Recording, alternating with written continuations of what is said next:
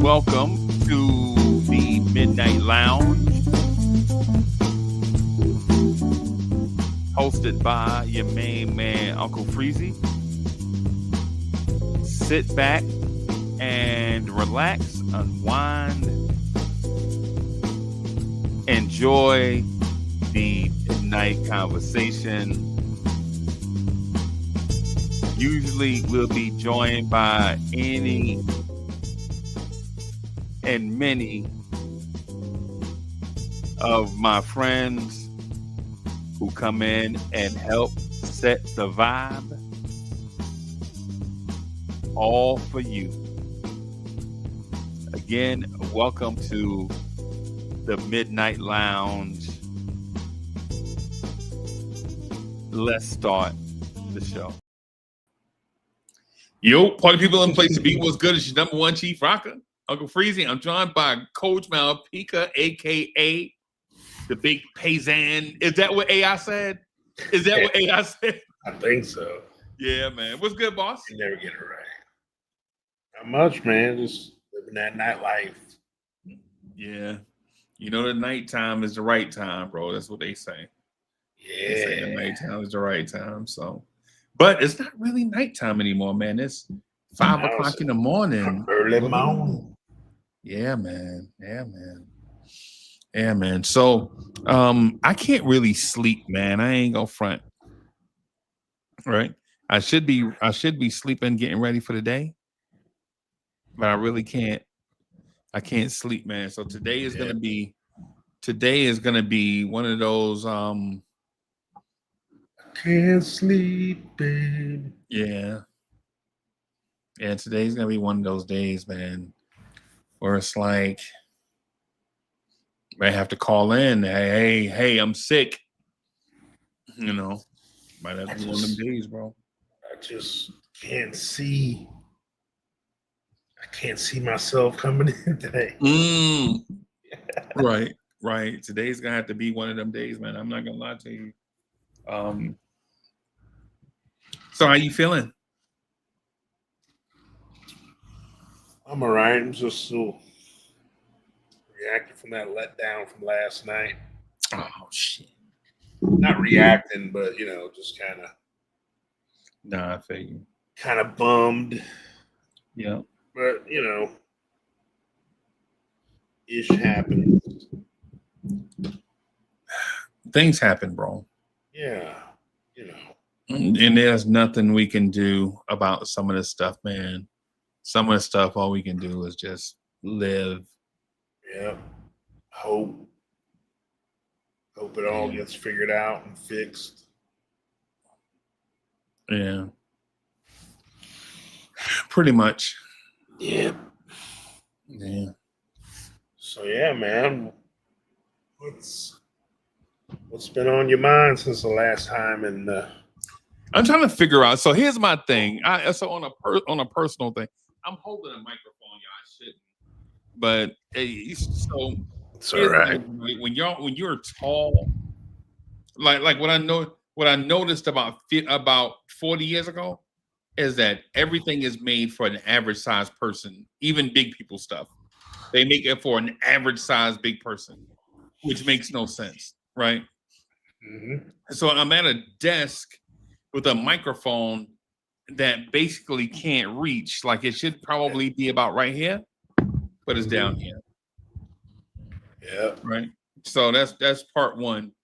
Part two is, Coach, I'm getting at that stage now, bro. I don't know.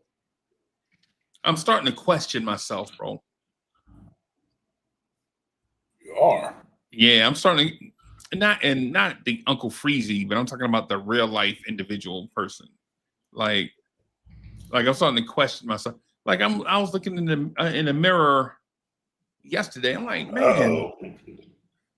I don't do that anymore, bro. Because the mirror is a damn liar, bro. The mirror will lie to you in a heartbeat, bro. I ain't gonna front. Bro, I'm surprised every time I look in the mirror. Yep. Who the hell is that guy? Who is that guy? bro, about 30 years ago, it was the opposite. Like, yo, who was that guy? And now it's like, damn, who's that guy right there? Who that is? Yeah. And so you've been knowing me long enough to know that I'm going through all of these body transformation journeys that don't work. Right. I did the vegan thing, then my vitals were crazy, like blood pressure high and things like that. So I started nibbling back, like trying, but not going all the way back. Mm-hmm. You know what I'm saying? And as soon as I did that, I saw my vitals get back right. So I'm now like, Yep. then you go to the gym and you walk to, bro, do you know what it's like to be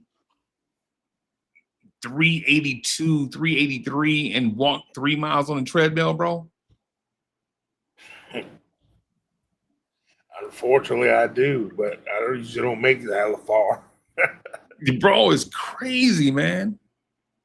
Just them stairs are bad enough. Stairs are bad. Yep. Just Yep.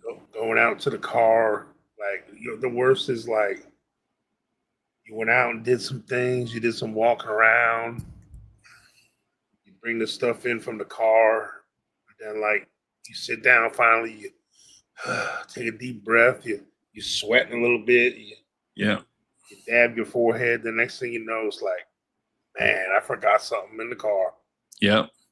And then, it's something crazy. It'll be something crazy like, yo, I left the ice cream in the car. Yeah, something I can't wait. Yeah. You gotta go. Yeah, you know what I'm saying? My phone is like, I forget my phone. Everything else I got. Yeah, man. Yeah, man. I gotta go back out there. God dog it. You know what I'm saying? I used to be when I was younger. I jogged. Yeah. Out there real quick and grab it. Man. I was like, you doubt, like, man, how long could that wait? I don't know. Yeah. I'm at this place in my life now that I'm starting to question myself because so here's the reason why I'm quit. The real reason is because the 50s snuck up on me. Right. And the 60s are sneaking up on me. Whoa. Right.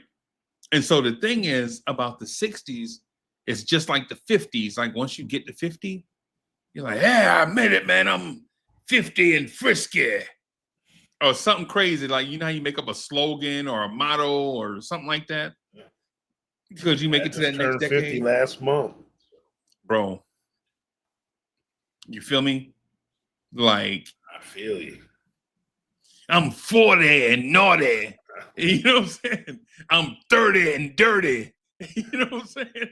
It's like, now it's I'm 50 and thrifty.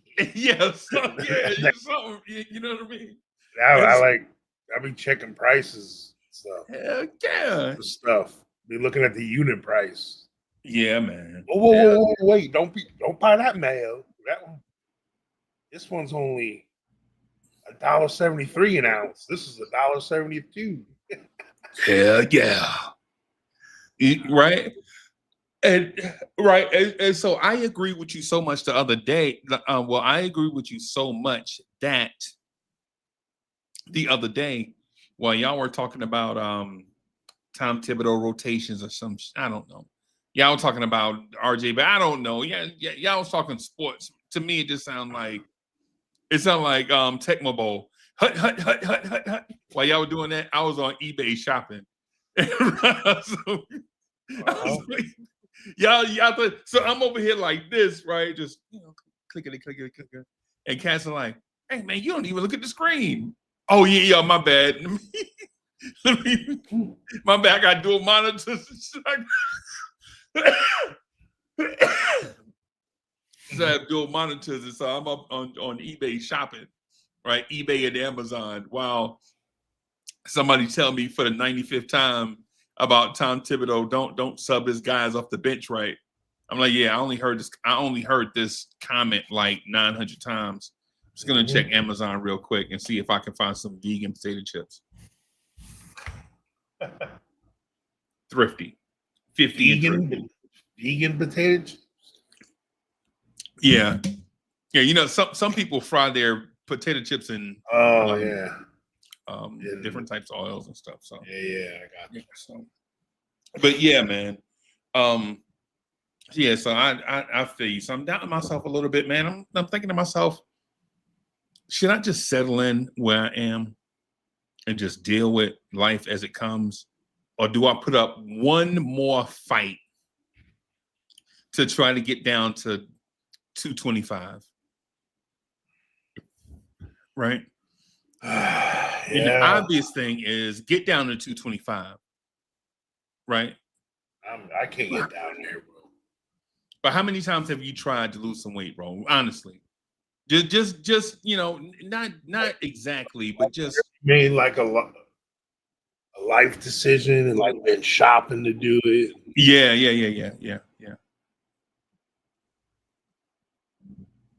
Probably since I would say when you start to actively try to lose weight, when it like really starts being, I think about it like when I started doing that kind of stuff was like when I stopped playing pickup basketball. Like I was like, yeah, you know what? I can't play no pickup games no more. You know. So that's like when I was like probably like when I hit 40. Okay. Like I just started getting to where I was like, man, a little heavier now and stuff hurts. Yep. I'm too busy coaching and stuff. I was coaching football and all that stuff. So I was just too busy to like do some pickup football games, basketball games. Right. So when that started happening, I was like, man, whenever the coaches had to order shirts and stuff, they'd always have to go find special ones, like so they get 5Xs and stuff. Right. Like, you can't just get those on like the normal. The ones that cover sites. your tummy too, right? The ones that cover your tummy, not just you gotta have the average 5X guy. Sure. Yeah, the long ones. Because every time I go like this, it's like surprise. Yeah, hello. But so since I was 40, I'm over the last 10 years, I've probably had 4 or 5 active. All right, I'm gonna go on this journey, and man, I start off so pretty good, and then I don't know, man, something just stops. Yeah, I don't know. It's I know what it is, bro. It's fatigue, right? It's not that you get tired in a physical sense. It's tired in that emotional sense that, man, I'm legit in here eating a lettuce wrap and I stepped on the scale and I gained 2 pounds. Right. And so you like, lettuce got me gaining weight. When I got to try that hard and think about just before even what the hell I got to eat today, I got to create the new theory of relativity just to figure out the kind of cut corners. Right. So I eat something like this. I did the low carb thing, keto. And I started making some good stuff. I figured out some good ways to kind of feel like I was cheating the system. But I mean, my body, even though I'm 50 now, I know it react well to just working out. Like that's what's really killed me, just my inactivity, man. Right. And it really comes down to thermodynamics, which is really, I gotta burn more than I take in. Pretty much. And I've been, some of this is science, just for us big guys, we actually burn a lot more calories just doing our everyday stuff in our life because we're carrying around extra weight, Yep. So just for me to do my everyday stuff and chores, go do the lawn or take out the garbage, go to work, do this, do that. You know, I burn some calories. But I don't actively walk, like I should, because it hurts my damn feet. Yeah. And then like I got my old ACL, which happened when I was 17-year old. But Yep. I'm now, sometimes if I sit too long, it takes me a second to kind of get the wheel going. Like my first 10 steps are like that old crusty old man walk. And then Yeah. once it lubes up, I walk fine. And then like after a while, like that hurts like a little bit, and then my right hip hurts a little bit sometimes. Right. I walk too much. Yeah. So I should probably take up some kind of like swimming or something, Right. something less impact. Like the stationary bike, but they don't make them seats that are comfy Nah, that feel for mad that big awkward, ass. bro. Yeah, bro. Yeah. I be tearing up your taint. Yeah, man. No, thank you. You know what I'm saying? Even when they got them fancy seats, they got the little divot and all this Yeah. stuff. I don't know how them bicycle guys do it, bro. I don't know how they do it, bro. Like, so yeah, man. And really, I haven't gained or gotten bigger per se these last 7, 8 years, probably. Right. I just kind of stayed at the same, and fluctuate 10, 20 pounds here and there, depending on what time of year it is. But like, Right. so obviously I'm not taking in so much where I keep growing. Right. So now I know I've reached like the level I eat at now, and I'm not that mindful of how. The only thing I've been mindful of lately is my portions. Like, Right. it used to be when I was younger and fit. I mean, I order from Mickey D's or some fast food place or whatever. Right. I'm getting a value meal, go large, plus another sandwich. You know what I'm saying? Oh yeah, you eat like a little guy. Yeah. Well, I DSJ, mean, what's good, bro? yes, Jay. But like, no, I mean that's just for a basic minimum like meal. You know what I'm saying?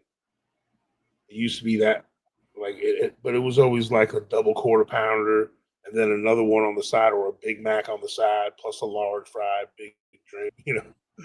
That was just like a regular meal, like nothing. Yep. Nothing. Now I could eat that again, but I make myself stop at just the meal, you know. But sometimes they be throwing in like, oh, if you order on DoorDash, free 10-piece with, Yep. and while I'm getting that sucker on the side. But sometimes I've noticed if I just eat that and then wait, drink some water, I do feel satisfied. So it's something I'm trying to make a more conscious effort, drinking what you got there, the zero series of, Yep. if I ever want to drink cola or something. Hey, and to me, they taste better than the originals. To me, Yeah, some of them, like right? that version of the one you got there, that's pretty good. Yeah, man. The Dr. Pepper, Yeah, Dr. Pepper Cherry. yeah, that's fire. Yeah, man. And I've been finding some other because even more and more, even some of the cheaper brands are getting in the zero game. Yeah. Because man, sometimes, depending on where you get them from, I remember back when you can get 12 packs 2 for $4 and Yeah, stuff like that, bro. Now it's like they're trying to charge you $7-8 for one 12 pack, bro. I know. But sometimes I'll be finding Walmart has deals on like I kind of like root beer sometimes, Right. but they make like a zero root beer. The A&W one was on sale. It was only $5 for a 12 pack, so I got that the other day. It was pretty good. Yeah. It had the Sunkiss Zero orange soda. That wasn't that bad. Right. Actually, 7-Up's in the game of Zero, and they got like these different. They got the tropical 7-Up. That thing's actually pretty good. Zero. Okay.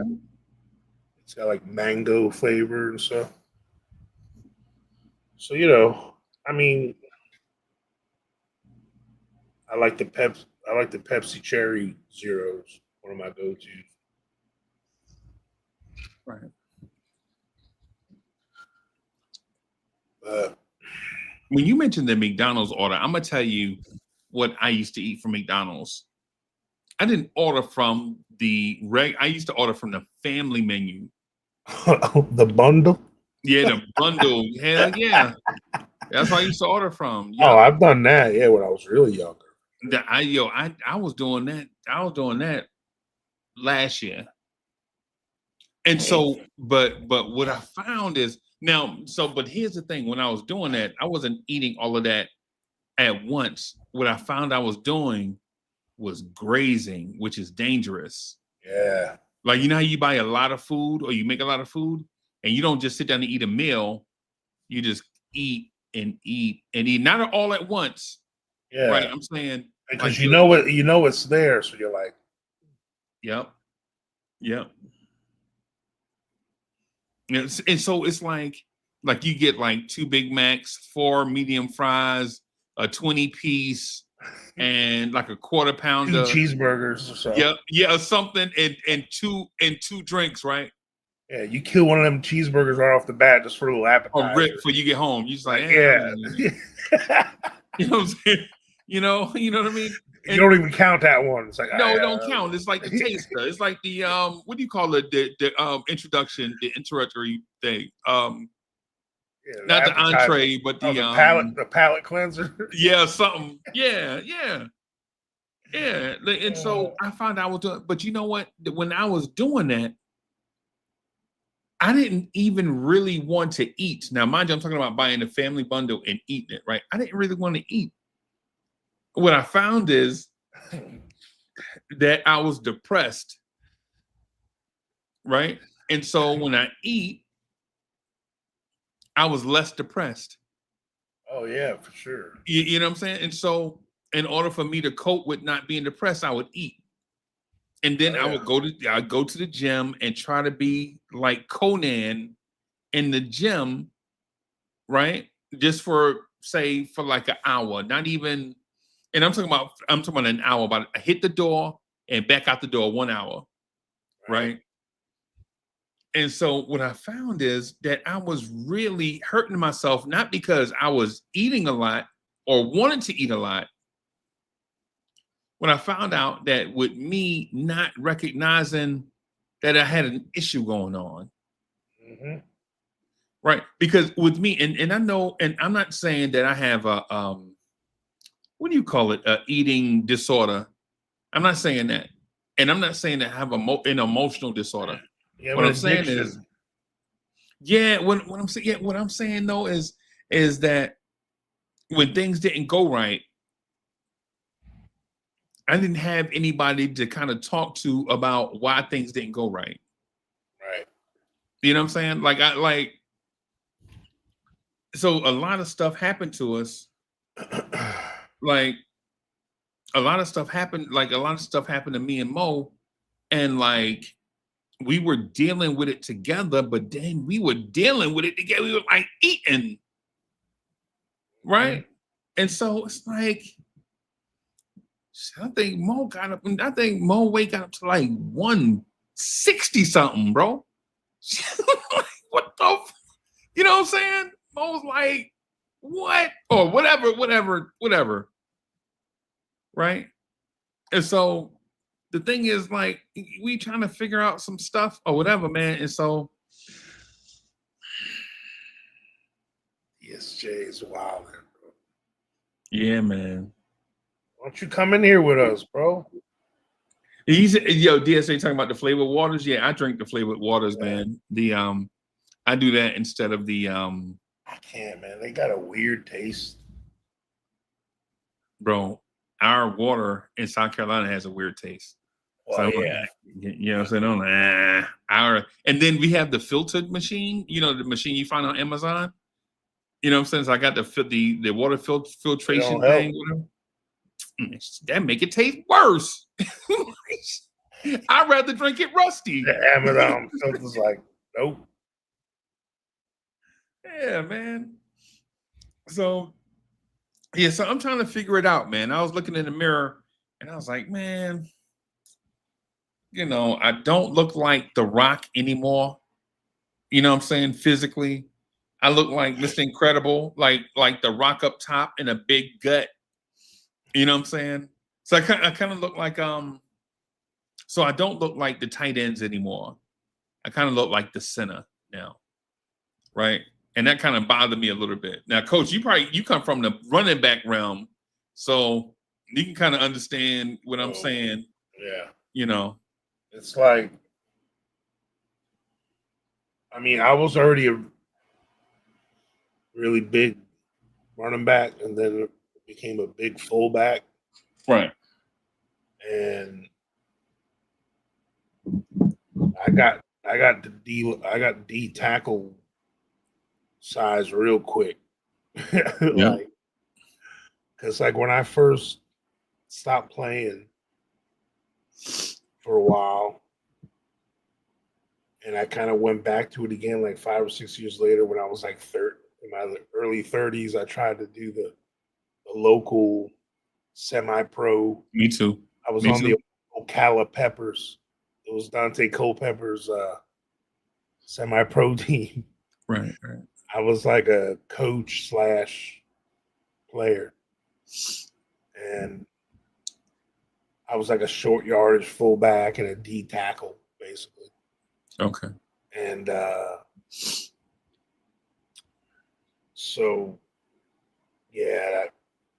And that's when I was still playing some hoops and stuff. So, I was still active, but I didn't have the stamina, man. Like I remember the first time I put the shoulder pads back on, I'm like, I couldn't take a deep breath because I felt like the damn shoulder pads were pressing on my chest, man. I couldn't breathe no more. I'm like, what in the hell? Bro. I'm like, are these shoulder pads too tight? They go, no, you're just too big. Yeah. Man, I'm like, that's when I was like, man, now I know how them big boys felt every time they got dressed for a game. Shoot, I remember when I used to look all good and tapered. Yep. Then I don't know. I just started. Yeah. Well, once I started like having to wear, like I always had to go to 2X and stuff, like even when I was in the best shape of my life, Right. But like when I used to have to start going to special sections to look for stuff to wear and stuff, I'm like, dang, bro, we getting too big, man. Yeah, man. I mean, I always dealt with that because I was weird. I had big feet. I wear a size 15. So like, me too. I always, man. So back in our day, it was like you go to Foot Locker or you go somewhere, and they're like, I don't even get excited about those shoes because they ain't got my size. I just say, you have any 15s? And they bring out 2 pair of shoes, and that's all they got in the whole dang store. I'm like, they probably had them back there for 8 months. Yeah, you dusted them all. Right. And then like, yeah. it was like, oh, I can order them for you. They'll be here in like 6 weeks. Back then Yeah. it took forever. They had no Amazon or none of that. Yeah. With shoes, I don't want to wait because then you get them, they might not feel right. Right. And then what? Then you got to send them back. Yeah, and then wait That's gonna another take month 2 or two. weeks. Then the basketball season's over. Yeah. Yeah. That was I used, even at a younger age, I got my my old man argument game on. I was like, I don't understand. This is Foot Locker, right? Like, and these are basketball shoes. They're for like athletes. Like, usually basketball players are tall. Like, how come 13 is the biggest size you got? 13, 14 sometimes. Right. Aren't there dudes that are 6'6", 6'7" coming in here? There ain't no way they only got a size 12. There's no way, bro.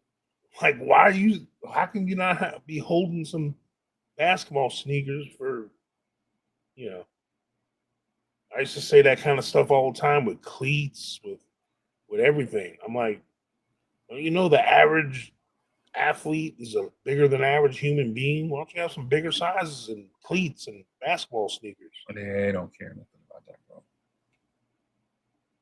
And then there was that movement where everyone was wearing them baggy ass clothes. Yeah. And they buy up all the XLs and 2X. All these guys are supposed to be medium. And the guys that really need the 2X but couldn't even get them because they was wearing.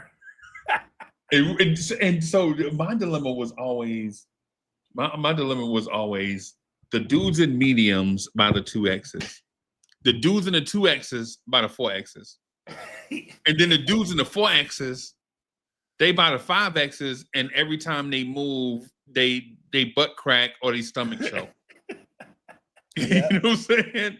And so I had to do, you know what I used to do? I used to do the double up. So what I used to do is go buy like an 8X t-shirt, right? Not because I wore an 8X, but I would cut the sleeves out because I wanted the length on it.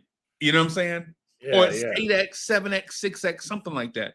And because I like the length on it, that way when I put on my 4X or my 5X, when I do whatever, my t-shirt didn't, you know what I'm saying? Yeah, kind of like the NFL players do now. You see the NFL players, the bottom shirt be coming out, Yeah. Like you had a men's t-shirt version of a slip. Like basically women that wear dress, they used to wear a slip underneath. Yeah, basically underdress. Yep. Basically, that's what I did, man. Because you know what I'm saying? Because when you're tall, right? Depending all the clothes are going to be cut different, and you won't know until you get home. Because as a big person, you don't always feel like trying on stuff in the store, right? Because you got big person vibes around. Man, I'm tired. You know what I'm saying? So you feel me? So it's like you got the big person vibes all the time. Yeah. Indonesia, their variation of the 5X might not be the same as China's or Taiwanese. Reebok's 5X is good, and then Fubu's is like too long in the arm. Yep. And then like it was always like something. Right. That's why you see me like when you like, Coach, I ain't gonna front. Maybe this is lazy, or maybe I have to do it out of practicality. But like you see, like the hoodie I have on, right? So the hoodie I have on, I have this in, I think I have it in like 3 different styles. I mean, three different colors. Right, so I have this one, a navy blue one, and Assassin's Creed. Yeah, basically. But you know why? Because it came in a perfect size. So instead of hunting for some more, I'm like, nah, let me get whatever you got in that color, whatever you got in that style. Yep. You know what I'm saying? So I found that with some shorts.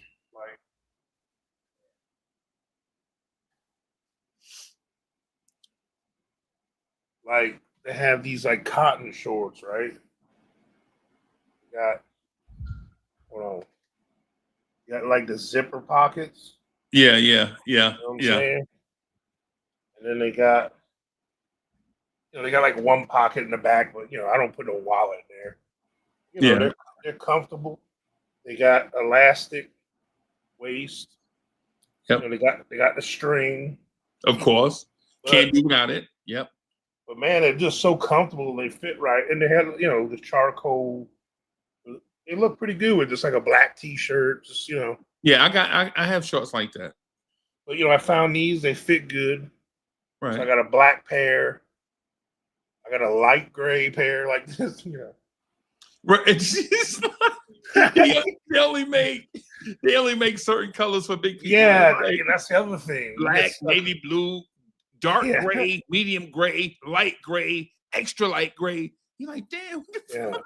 So I'm mad because I got these. This is like a moisture wet shirt, Yeah. and it's really long. Okay. It's already made like the shirts you made yourself. Yeah. I always wear these under my scrub top at work, Right. because them scrubs they be cutting them too short a lot. Yep.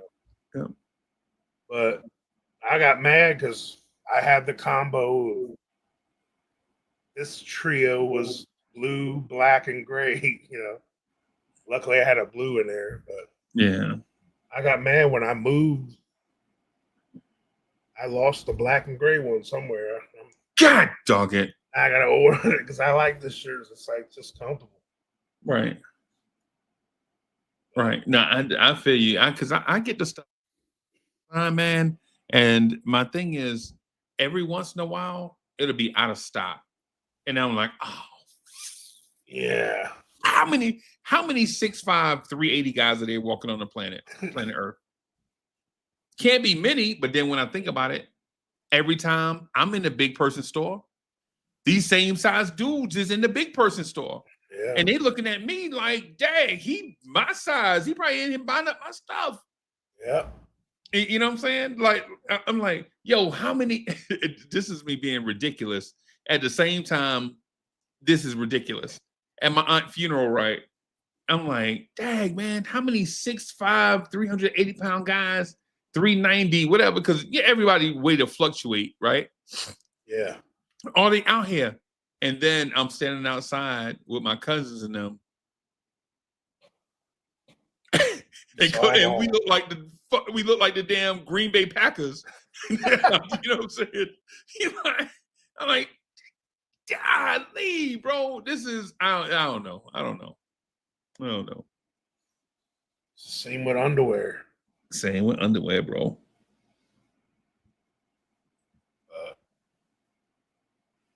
Yeah, man. Shout out to Amazon though. They'll get you right. They're just killing the game. I mean, they got same day. Like you can get stuff the same day now. Yeah. It's crazy. Yeah. Yeah, man. Especially if you near one of their centers, distribution centers or something. Yeah. But like, it's hard not to. I want to try to help, mom and pop shops and all that stuff. But man, hey man, when you can do it online and they bring it to your door. Yep. Sorry, pops. For a good old price, dude. Yeah, man. Even say electronics, like just you can get some regular old headphones. Like these headphones I got here, it was only like $25, but they're like great. Yeah, man. I mean, it's got like the long. It's even got the stretchy cord and stuff. Right. Like, I don't know, man. I can't. What do you use? Earbuds when you? Talking about when I rock like this? Yeah. No, I have my audio split to come out of two speakers. Oh, okay. That's why you don't get reverb when you hear me. Oh, okay. Yeah. It's good. Yeah, that's why I don't need headphones, man. If I didn't do it that way, bro, all you hear is this. Yeah, yeah, yeah. Yeah. So, yeah, man. Yeah. So yeah, man, that's what. So I looked in the mirror. I'm like, dang, man. So what do I do? I'm thinking to myself, even in this moment right here, I'm thinking, do I give this thing one more try, or do I just settle in where I am and just live like you know what I'm saying? The only downside to it is there aren't many 400-pound men walking around in their 70s. Yeah, I know. You feel me? And so that's the thing. Like, I'm not afraid of dying, but the thing about that is, why rush it? You know? Yeah.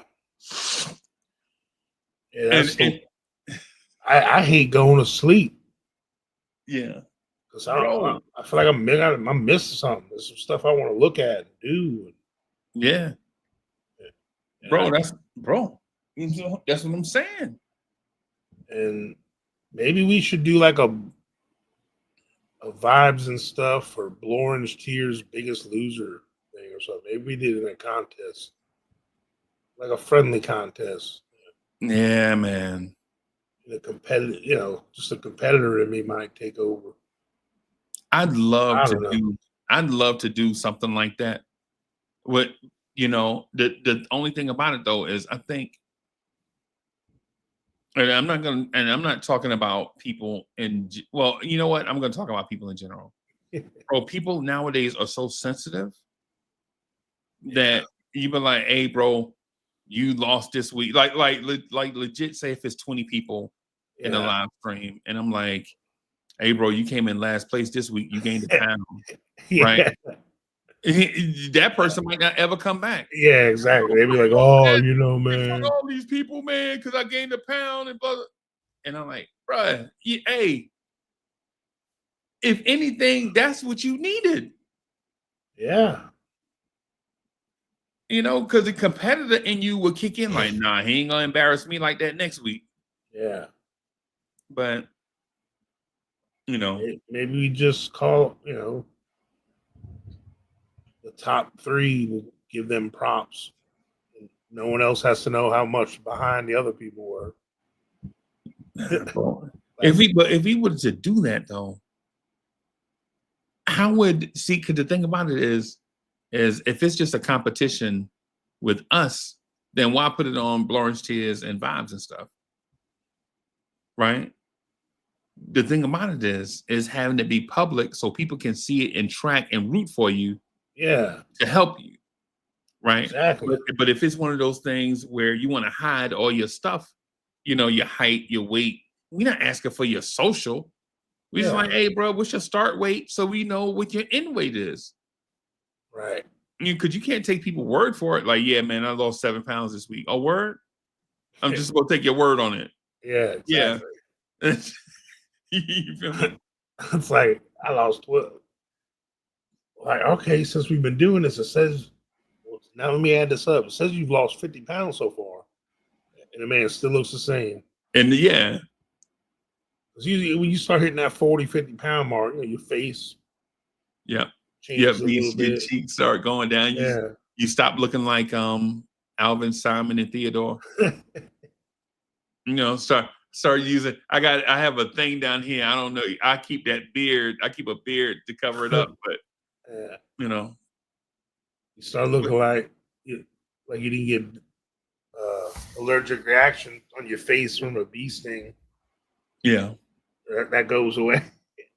Yeah, bro. It's funny when you were talking about playing basketball. The first thing I thought about was boxing. I tried to get back in. I think I was like 33, 34 years old. And I needed some rent money because we were living in an old rent. Was it 33? No, when were we living in it? So I might have been 29, 30, something like that. We were living in an old raggedy single wide. It was nice. Well, it was nice, but it was old and falling apart. Like we would get holes in the floor and then have to go to Lowe's and cut the thing out and redo the floor. So it was like, and so I told Mo, I was like, hey, I'm thinking about just seeing if I can hit us a lick. And she was like, hit a lick? What you mean? I was like, hey man, Feed and Seed got a tournament. You know, the winner get $800. And she was like, $800? That's a lot of money. Back then, we talking about, oh yeah. You talking about what, 30 years ago?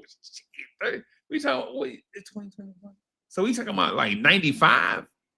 Bro, $800 and 95, that's a lot of money. Hell yeah. See, that's a lot of money now. Yeah, man. So coach, I went, no lie. So I went and dug up my old groin guard. You remember how when you said you put your shoulder pads on, oh, it felt weird? Bro, I forgot how small I was when I was boxing. Like I was boxing at like 206 pounds, like 6'5", about 206, 205. And then I tried to put the groin guard on at like 6'5", 255. You know what I'm saying? Bro, that thing was so tight around my waist. It was. But I went and bought some shorts for no lie. I never bought boxing trunks, right? I used to always go to Walmart and just buy oversized basketball shorts. I went in Walmart, bro, and I couldn't find none that fit over the groin guard. Now I could find something that fit that I could, but you know, the groin guard push your waist out probably like what, 3 inches? I couldn't find, I was like, yeah. So I finally messed around and find some shorts and they look ridiculous. They look like surfer shorts or lifeguard shorts. And so I finally get them. I look ridiculous. And then, you know what I'm saying, found some boxing boots to put on. And then coach, man, I looked ridiculous. But you know what happened after that first round?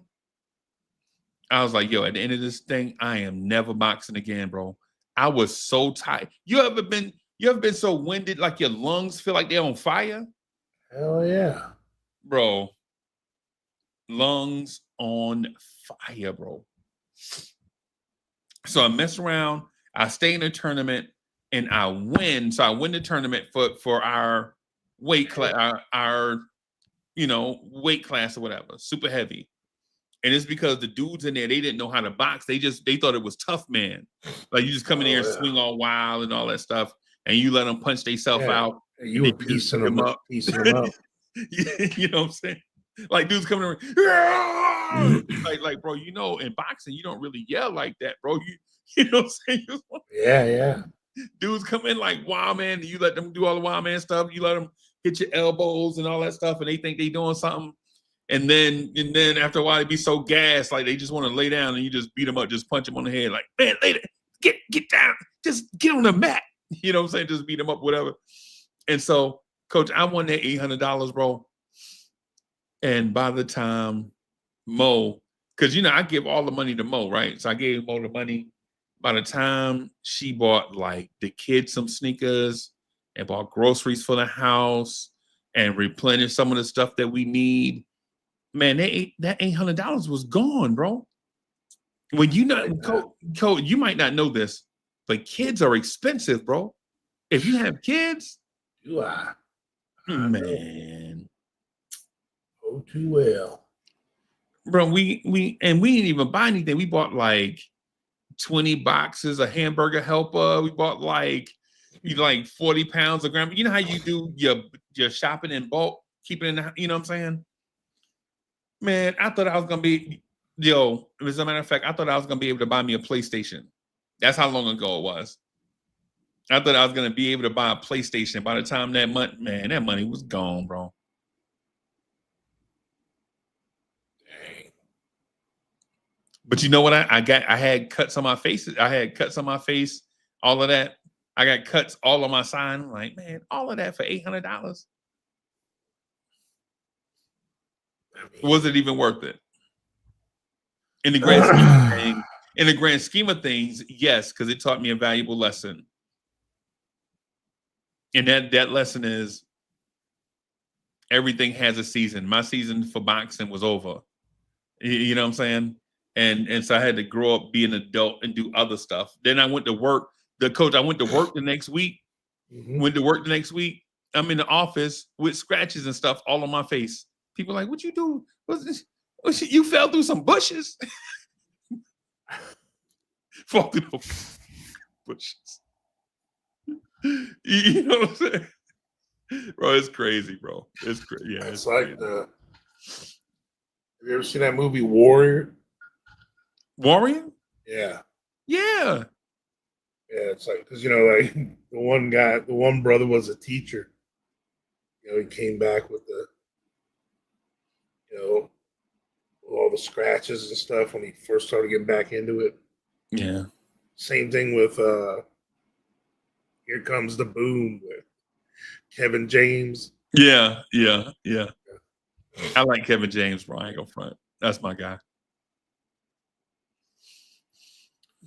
Yeah, man. Here Comes the Boom. What year was that? 2002?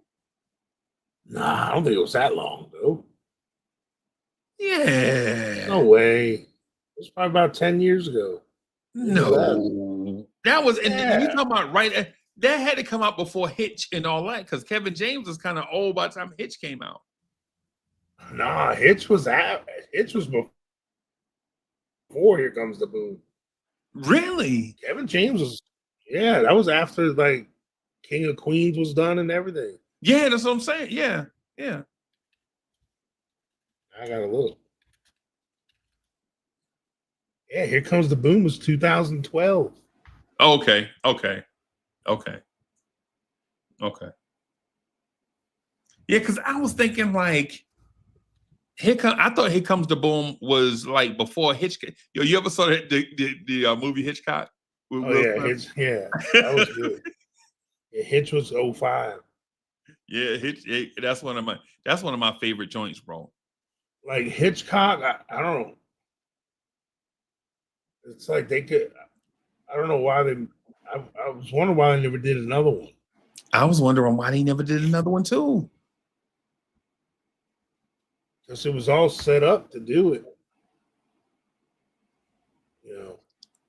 Oh, Hancock. I'm sorry, Hancock. Oh, Hancock. Yeah, I know it's like Alfred Hitchcock. Yeah, but Uma Thurman, Fly as Usual. I like Uma Thurman, bro. Am I the only person that like not Uma? It's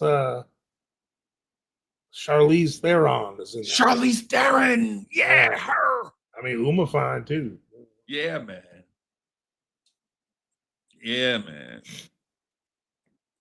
So I really, there was some movies that came out during that era, like 2005, like 2003 to kind of like 2003 to like 2011, I think was probably one of the dopest era of movies, bro. Like you talking about the Hangover was in that era too, right? No, Hangover was 8, something like that. Yeah, I think so. The Hangover 2008, 2009, something like that. Yeah, man. Supposedly, that's funny because I'm looking up if there's ever going to be a Hancock 2. Supposedly, Will Smith gave some little tease about it. About Hancock? Yeah. I like Hancock, bro. The whole thing about Hancock to me was just like, yeah, because they never did they never tried to do that side of like, what if just some regular dude had superpowers or just didn't care or just, right. An alky or whatever. Bro, Coach, the looks on people's faces, bro. Like when they were walking by Hancock on the public bench when he was sleeping, and they were they looking at him like, oh, he over here asleep.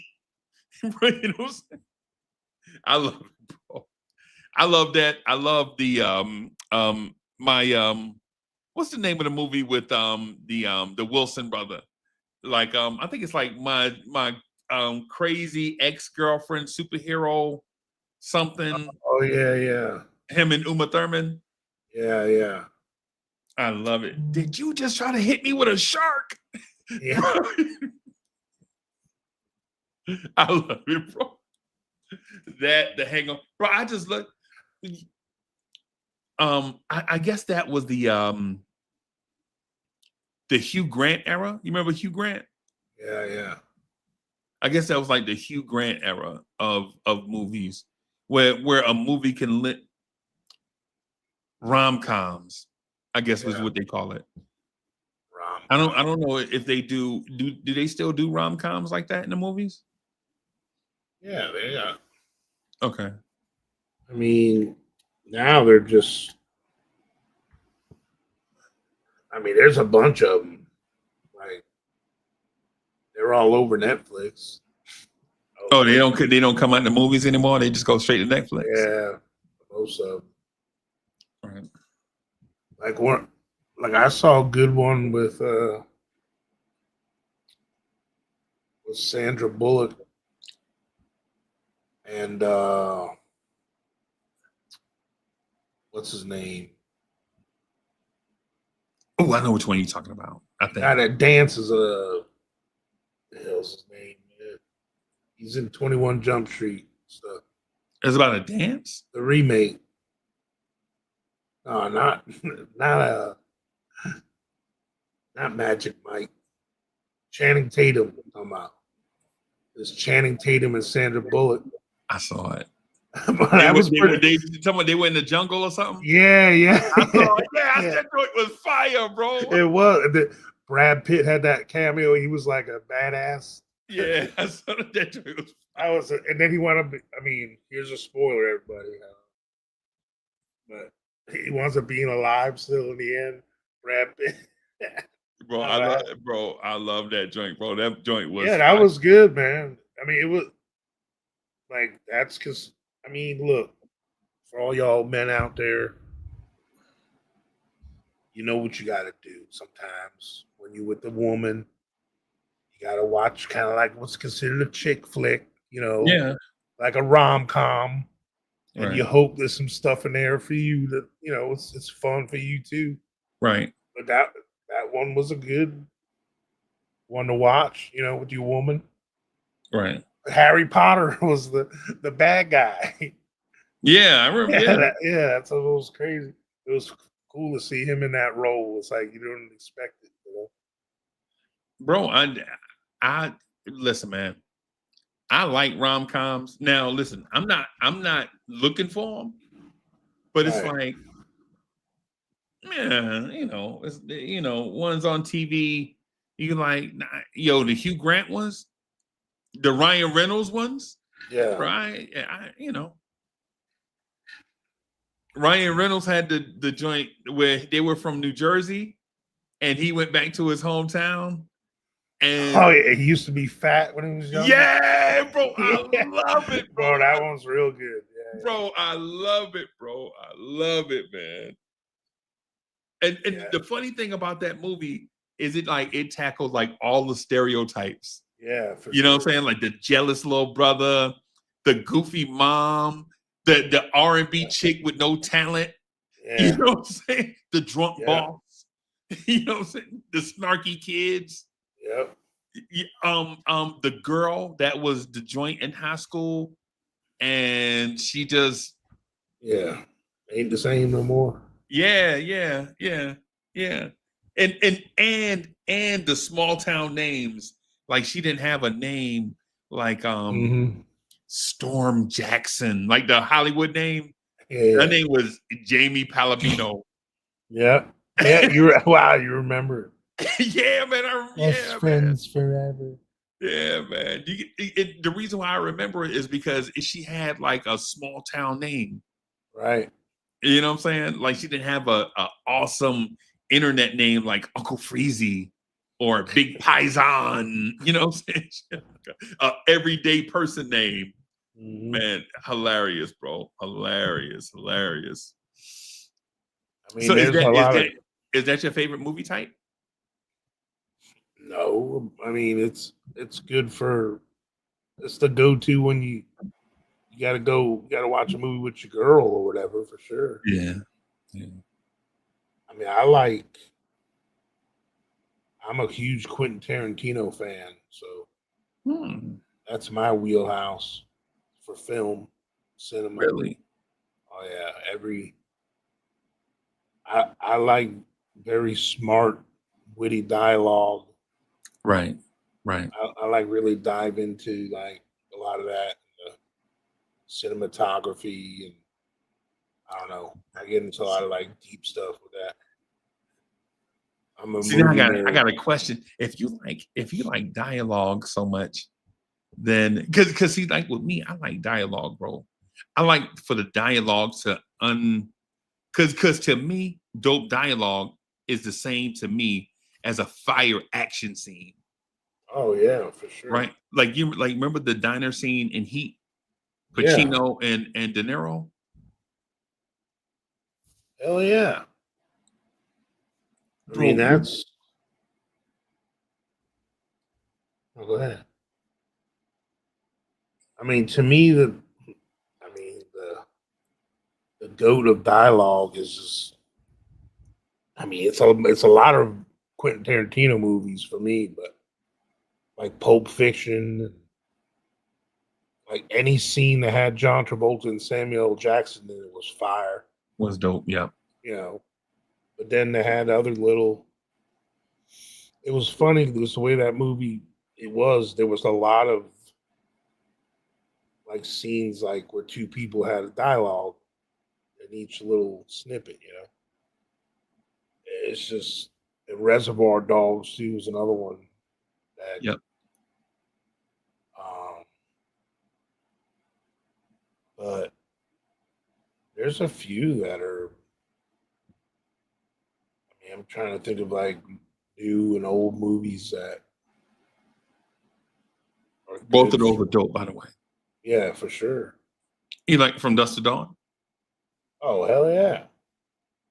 That one was had that the shock factor at the end. Yeah. Um, but yeah, it's just there's all these little scenes you remember. Like Goodwill Hunting. Yeah. I I never mean, saw that. what Yep. Freezy, I bro? promise you, bro. That's a must, bro. You got to see that one for real. I promise you, bro. I'm not a fan of Ben Affleck, bro. Ben Affleck doesn't even have a big part in that movie. Bro. He I he's more of a. I mean, he was a part of the making of it, obviously, but it was Robin Williams and Matt Damon heavy most of it. All their dialogue with each other is fire. Just the premise of the whole thing is just really good. You know the premise of the movie though, right? no. So basically, Will Hunting is Matt Damon's character. Um, he's a janitor. Like they're Boston kids, right? Like Matt Damon and Ben Affleck and all their buddies. Um, they're like tough Boston street kids. But he's a janitor at MIT, Okay. but he was born with this gift for complicated math problems stuff, mathematics. Salute, Danny. And so like when he was mopping one day or whatever, uh this professor had put this impossible problem on the chalkboard, for someone to try to solve, in his class that are all these advanced mathematic classes at MIT, which it's MIT. And he walked up and he did the problem, and while he was doing it, they called him. They're like, "Hey, get out of there! What are you doing?" And then they went and looked at it and they saw that he figured it out. and they're like, they don't know who the hell he was. And so he was like begrudgingly like a genius, you know. And so he had kind of a really bad past, like he had an abusive dad and all this stuff. And so basically had to try to find someone that can handle being his psychologist. Uh, because every psychologist they brought in, he messed with their head because you know he was a genius, so he can memorize books just by reading them and stuff.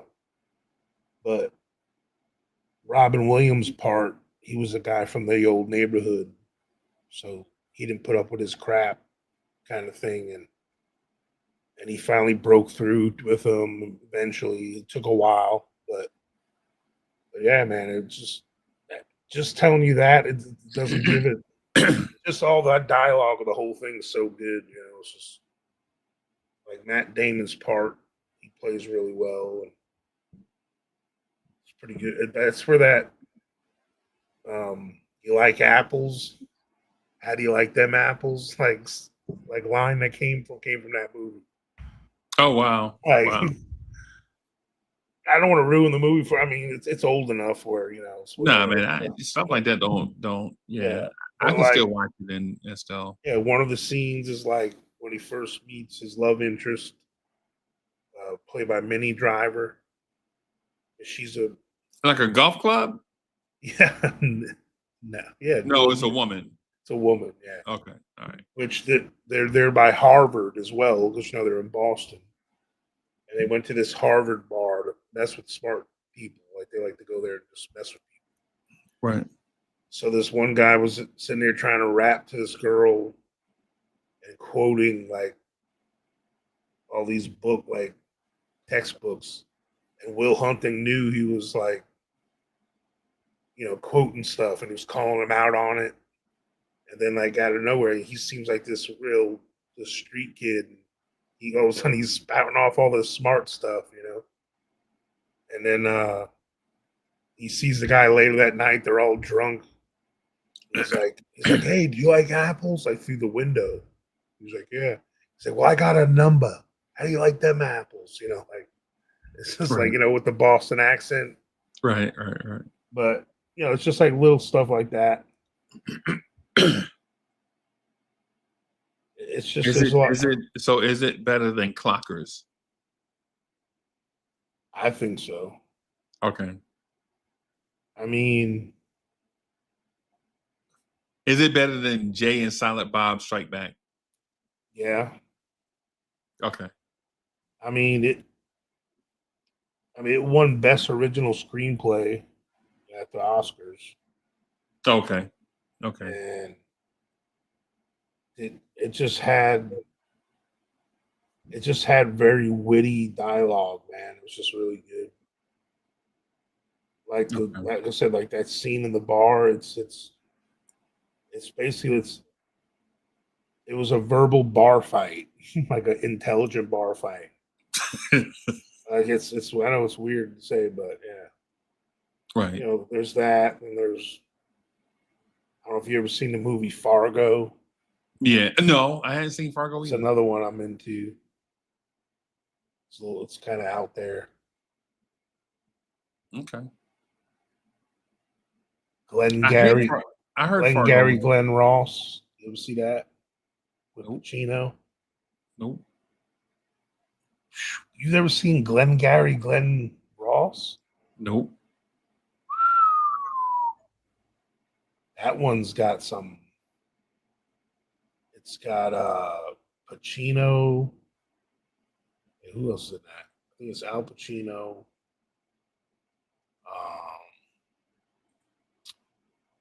Who else is in it? I'm trying to think off the top of my head. Oh yeah. Kevin Spacey. Kevin Spacey's in a lot of good movies, bro. Jack Lemmon. The old Jack man. Lemmon, that's my guy, bro. Yeah, bro, he's in it. Ed Harris is in it. Ed Harris is my guy. Yeah. And I think Alec Baldwin's in it too. Okay. Yeah, it's about it's I don't know. It's like behind the scenes of like a real estate office. I don't know. It's hard to. I don't know. It's hard to like explain it. It's just something you got to see, I guess. They're like all salesmen, and it's just like they all have like a different philosophy and their confidence levels and stuff. And all of it's like communicated in like the way they talk to each other. It's pretty. It's just pretty. It's like it feels like realistic, like just the way they all talk to each other and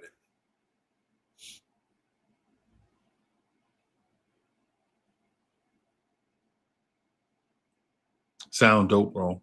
like it's one of those.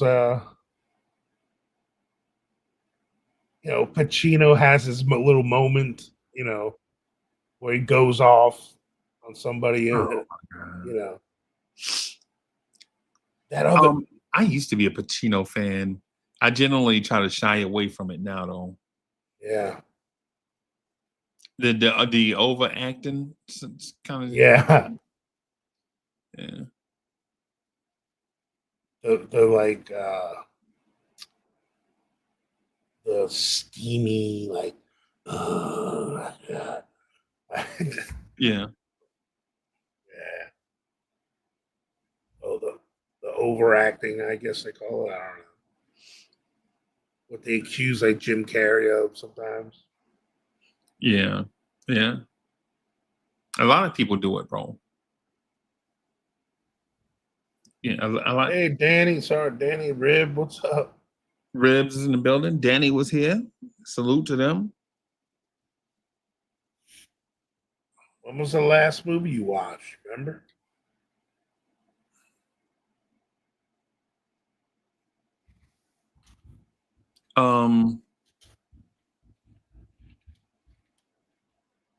Captain America in February.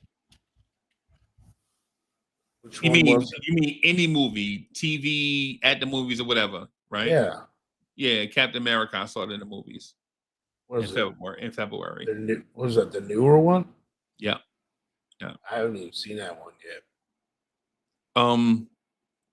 I'm not a big fan of movies anymore. And not just because I'm not like weird or going through a state. I just don't find them. Oh, you know what I saw? Conclave, the movie about the Pope passing away. Oh, I didn't see that one. Yeah, I think it came out last year, bro. Okay. I bought that movie. I was so impressed with it. I bought it. Really? When's the last time you bought a movie? What, 7, 8 years, 9 years, 10 years? I don't do such things. Yeah, I know. That's what I'm saying. Me either. I just use the internet. I'll put it that way. Yeah. No, I dig it. No, I dig it. I'm not trying to put you on the spot. I'm just saying, But I'm big on I've been on documentary kicks a lot. Now I watch those. Yeah. Oh, you know what? When did the Mission Impossible movie come out? Last year? I haven't seen that newer one either. Yeah. Bro, that's the best movie series ever, bro, in my opinion. Yeah, they're all pretty good. Pretty damn good. I'm going to say this on the internet, and if you judge me, I don't care. I think Mission Impossible is better than James Bond, bro. Wow. And the reason being is the Bonds are so different all the time. Like you have the super cheesy James Bond, like Roger Moore. Right. Like Roger Moore is smooth, bro. Roger Moore is smoother than a breeze on satin, bro. Like he's smooth, right? But his gadgets were ridiculous, right? Like why do you need a laser? Why do you need a laser to shoot somebody bullets aren't good enough anymore. I mean, you feel me? Like, Yeah. you know, and then the villain names, Goldfinger,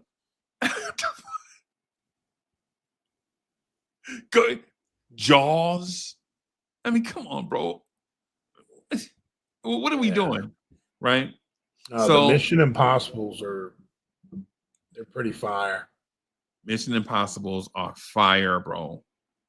Because the one thing about Ethan Hunt is he's always in jeopardy. He's not always gonna win. Would you say they're better than? That'd be good. Like, what movie series that has more than 4 sequels were the best ones? Would you say Indiana Jones? The last one was whack. Yeah. The first 3 were dope. The last 2 were whack. The one with Shia LaBeouf in it, Yeah. was kind of mid. Yeah, that was mid. So yeah. What about the Jurassic Parks? I saw Jurassic, the first one, but I hadn't seen any of the other ones. And I know I should. Now I'm not saying, now mind you, this is not evidence for critique. I'm just being honest. I just hadn't seen them. Yeah. Like the ones with what's the name? Chris Pratt. Good.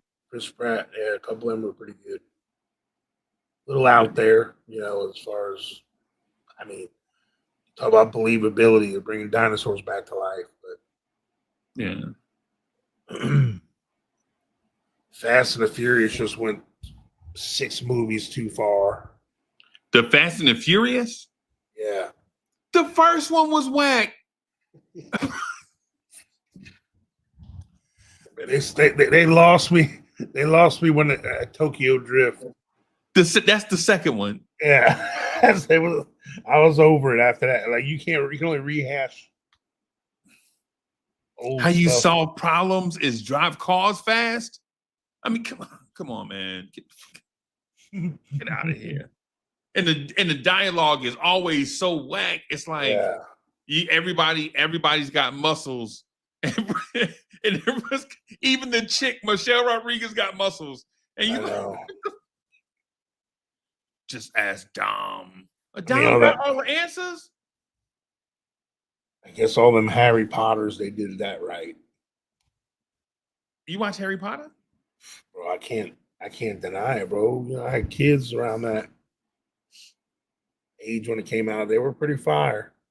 A true story. I was invested for sure. Go ahead, bro. I'm sorry. No, go ahead. That was it. I was just saying I was invested in what was the next one. I wanted to see the next movie and all that, True story. So my son got into them, and we used to read the books. Okay. As a matter of fact, how I started him was he wanted and this is my son, man. When you see him, like my oldest son, he's like 6'4", like 245. That's the one that got dunked on by John Morant. Mm-hmm.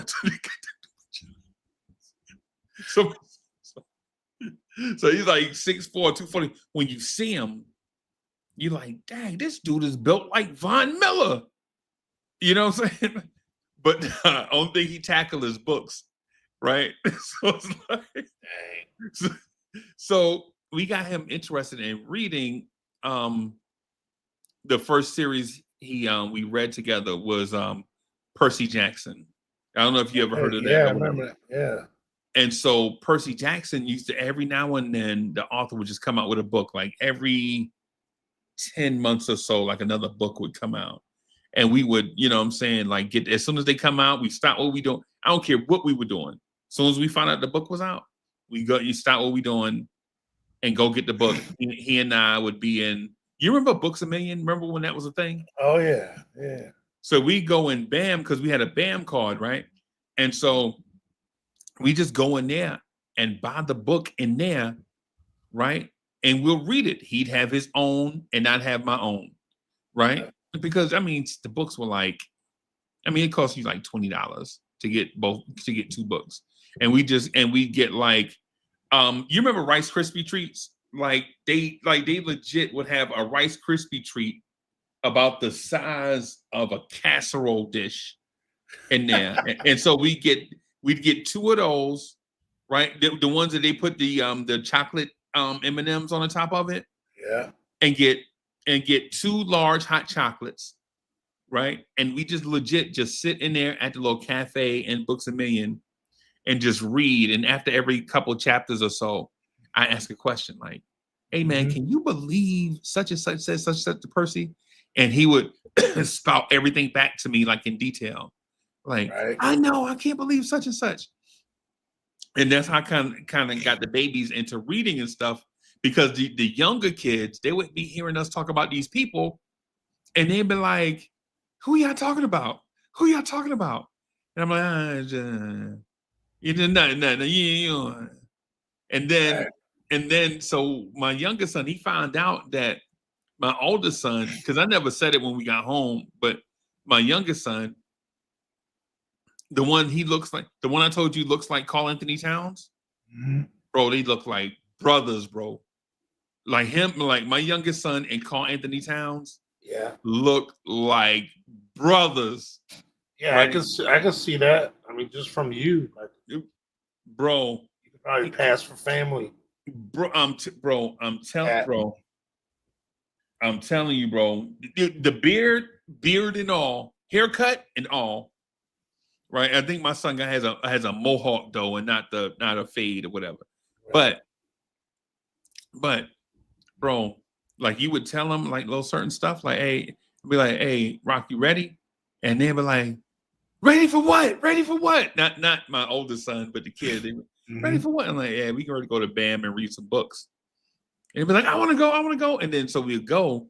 And then what we'll do is find us a little corner.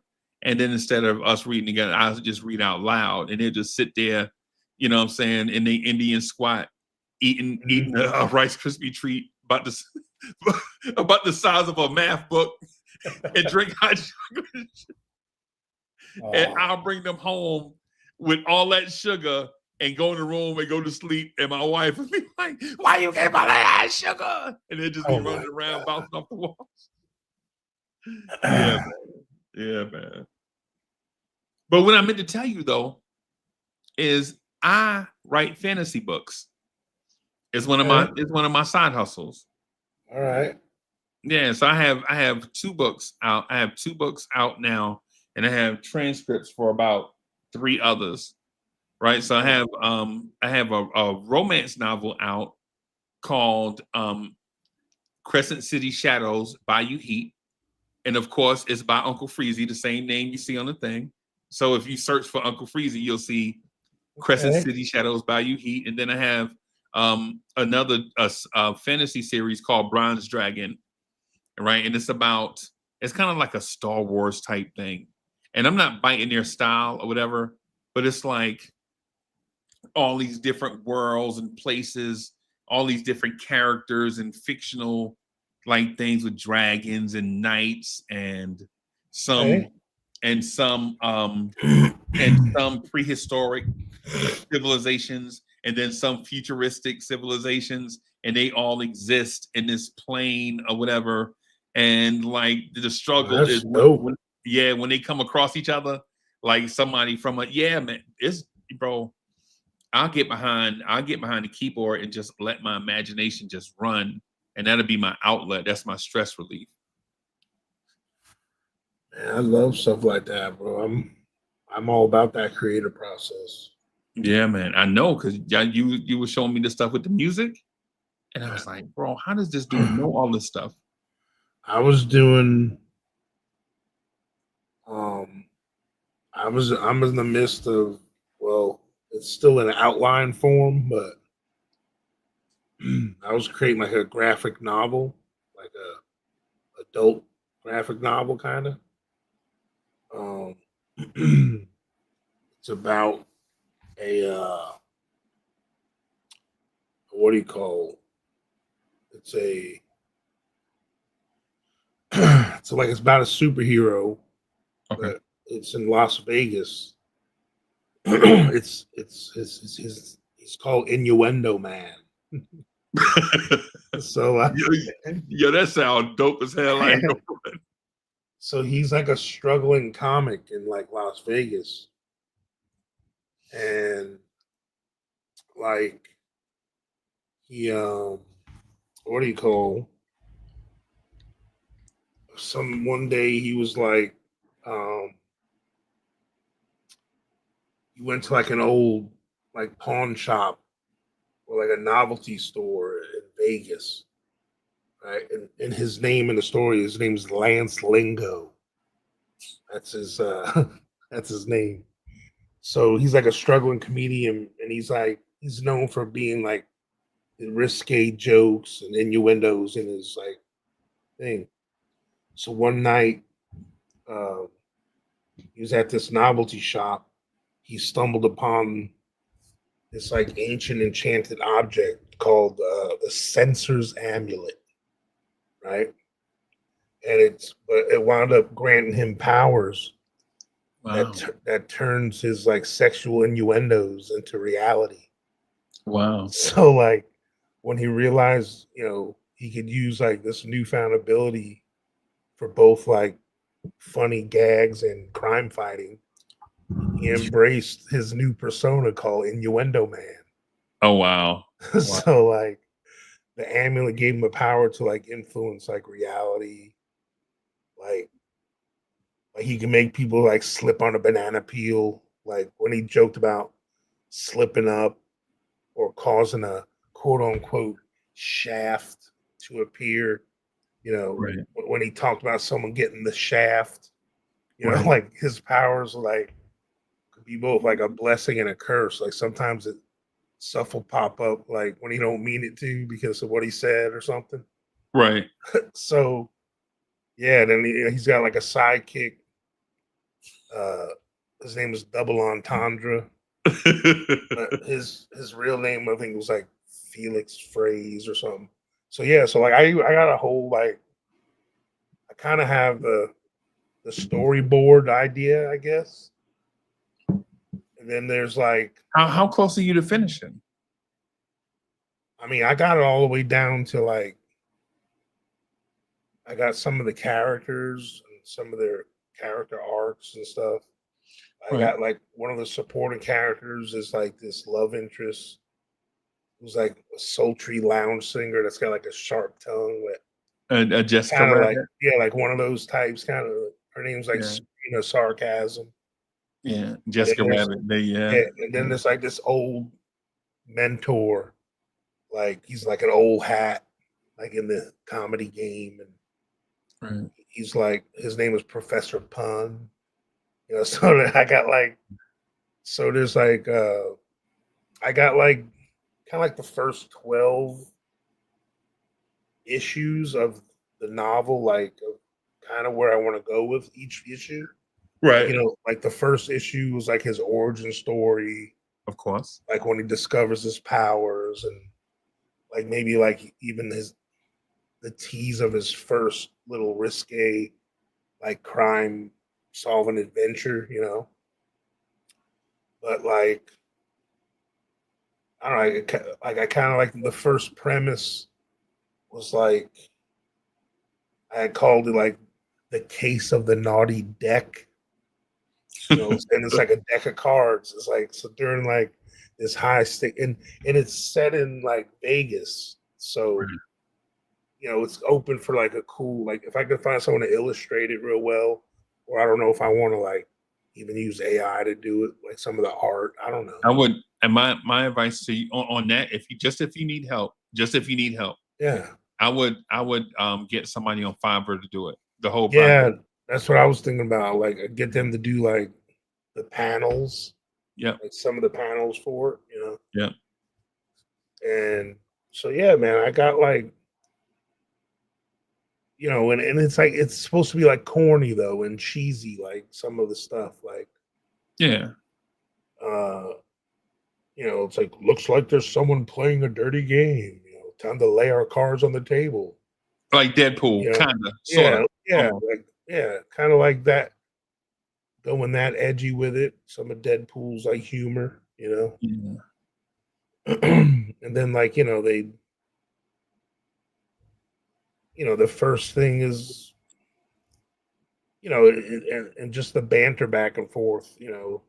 I don't know. So I think it was somewhat of a cool idea. I kind of want to. I think it's a very cool idea. Yeah.